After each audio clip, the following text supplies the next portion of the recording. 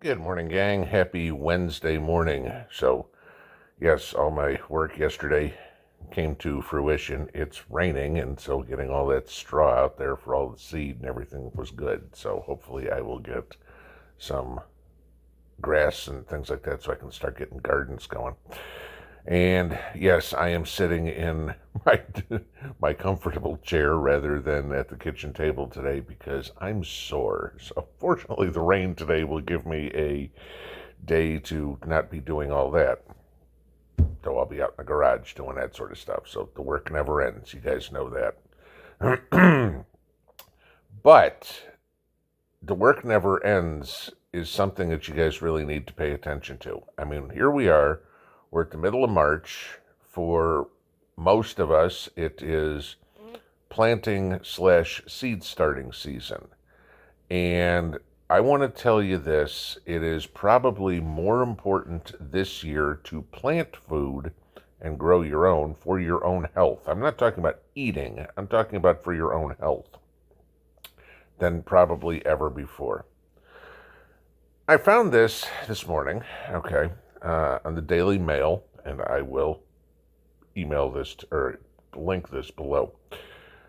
There's an article out, or a study out, by the Environmental Working Group, which is based in Washington, D.C. They put out a study of the most toxic fruits and vegetables, as they call it, their dirty dozen, that you can buy at the store. This might give you an idea, if you like these particular kinds of foods, to grow your own, all right? I'm going to show you this list here real quick. I want you to look at this. Full of pesticides: strawberries, spinach, kale, collard greens, peaches, pears, nectarines, apples, grapes, peppers, cherries, blueberries, and green beans. Okay? We'll come back to this in a second.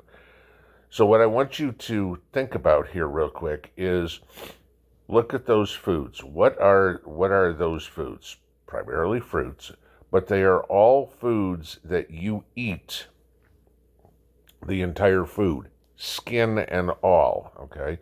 You don't peel a grape, you just pop the whole thing in. Maybe you peel an apple or something like that. But for the most part, you know, your spinach, your kale, your peppers, whatever, your green beans, you are eating the whole fruit, okay, the whole vegetable, whatever it would be. This is what they found with this, okay, that 90% of the strawberries, apples, cherries, spinaches, nectarines, grapes had at least 2 different pesticides on them, and over 50 pesticides were detected on every crop on the Dirty Dozen list except for cherries. 50 different pesticides, okay? What are you eating? You want all those chemicals in your body. Kale, collard, mustard greens, and bell peppers had the most pesticides on them all. 103 for the leafy ones and 101 for the peppers. 103 different pesticides. I mean, come on.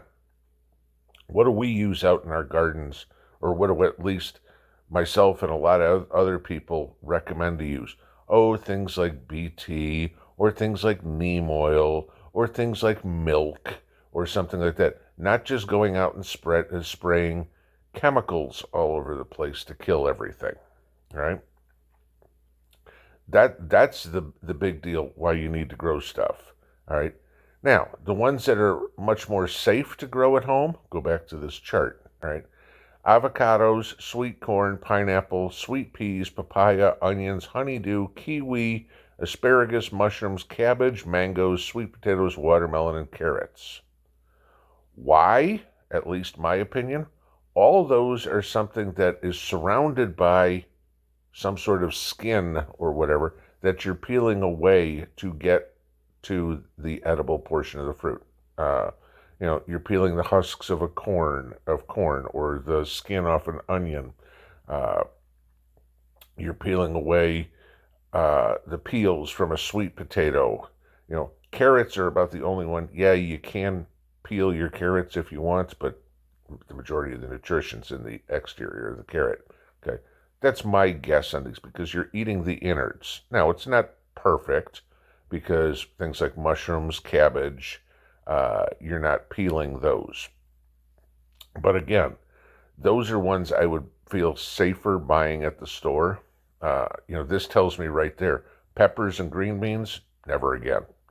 Okay, period. All right, for vegetables, I grow them both, but not a big deal. But I know a lot of you guys grow spinach or grow kale or things like that. Planting your fruit trees. Fruit trees are slow, guys. Sure, no doubt. You put a tree in, you're not going to get fruit this year. You might get one or two, okay? But, as the old saying goes, the best time to plant a fruit tree was 10 years ago. The second best time is today, all right?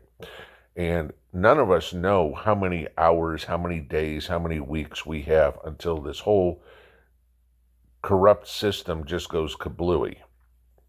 And you might as well get that tree in now while you can. Uh, if you live in an apartment or something, hey, growing peppers is not a big deal. You can do that in a 5-gallon bucket. Growing green beans, okay, not a big deal. You can do that in a 5-gallon bucket. You're not going to get as much, of course, but you're going to get some. And if you like to eat those things, grow those so you can stay away from the chemicals. What are you looking at with the problems of the chemicals? Oh, I don't know. The fact that they're coming out and saying that all these chemicals cause uh, brain disease in children, the organophosphates that are in there, they're carcinogenic. Uh, I mean, these pesticides they use, understand, they're going to take out a insect's nervous system. Well, what do you think it's going to do to you? And you go, well, gee, they're spraying it directly on an insect, and insects, this big. I'm a lot bigger. Sure, okay. How many green beans do you eat a year? Okay, think about this. Combined, how many strawberries, spinach, kale, collard greens, peaches, pears, nectarines, apples, grapes, peppers, cherries, blueberries, and green beans do you eat a year? Yeah, you're putting all that in your system. Amazing how the cancer rates keep going up and up and up and up. And like a lot of you have said, inevitably, there's a cure out for it out there somewhere, okay? It's just never released because it's profitable for the medical industry. And, there's more and more belief in that after what's happened in the last couple of years is they could care less about curing things. They'd rather sit there and how they can make money off of it. We've all seen that, right? So what I'm saying, guys, is even if you've got a small space, if you've got any space, figure out some way to plant something. It may be all you have to eat later on down the road that's safe. Understand, you're not going to be able to put a watermelon patch or, grow a fruit orchard on your, balcony or whatever. But even if you have a suburban home, put a couple of fruit trees in. Even if you're part of an HOA, oh, you're not allowed to have a garden. Yeah, there are ones like that. Trust me. That commercial where the woman's out with the chainsaw cutting down the mailbox because it's an inch too high or something like that. Yeah, there are Gretchen Whitmers that run HOAs too. But, you can put a tree in your yard. Who's to say it's not an apple tree? You can put bushes in your yard. Who's to say it's not a blueberry bush? You can decorate, stay within your guidelines with food producing plants. Put a fig tree out or fig bush, like we've got. Those work fine. Plant in pots. I don't have a garden. I just happen to have tomato plants in pots on my back patio. Okay. Read the fine print of your HOA. It doesn't say you can't grow any food if it does move. Okay. But I wanted you guys to see this as to what we're being poisoned with that, well, we all kind of know it.